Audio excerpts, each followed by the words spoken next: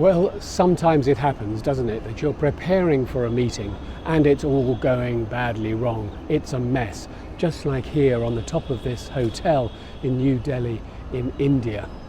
There is a crisis on your hands. First thing you do is decide what is the depth of your personal commitment to that. Are you really prepared to give up days and weeks, maybe months, to turn that thing around?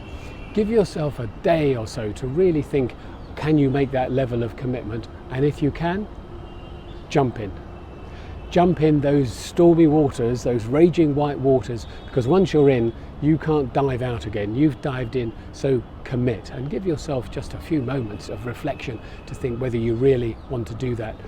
Tell those who are close to you and who are around you that you're going to be committed for some little while you give your full attention to making that happen, because full attention it will need. This is a crisis, you have to respond. No ifs, no buts, you've got to do it. Maybe find yourself a belief buddy. Someone who, like you, believes actually you can turn this around. Actually, this has been a mess, but actually this can work and this can turn around. Lay blame on one side. I don't know how all this mess got here. Someone does. At some point it happened. That's history. That's happened. See if you can find it within yourself to look to the future, because that future is certainly there. And your enthusiasm, your commitment, your belief that that future can be found is going to influence other people. And you will find that people start gathering around you and decide also to jump in rather than to jump out, to duck in rather than to duck out, because they see that you believe you can get there. Even though it's a bit hazy, even though you can't quite see what's going on over there, you do see something and you believe it and you communicate that to other people.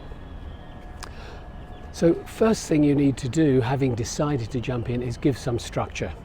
In the conference that I was involved in, we had a daily catch-up call for 1 hour. We said not longer than that, 1 hour. We gave it the same time every day. It was 7 o'clock my time, 8 o'clock in Central and the rest of Europe. So it was, at that time, we had 1 hour to check in, to catch up, to see what had improved and to decide what the next actions were. Very important to give that structure. Find a place where people can communicate easily. Don't have lots of emails flying around, it's just a confetti of confusion. But do have a place where everything can be found. So as people get drawn into the excitement and the belief that it can change and you can get there, there is one place for them all to go to. Maybe also have a place where you can put folders and files, a Dropbox or some other way where people will know if they look in there, they're going to find what they're looking for. Things are moving fast, you need to make things simple. Also importantly, capture the gains. There will be gains.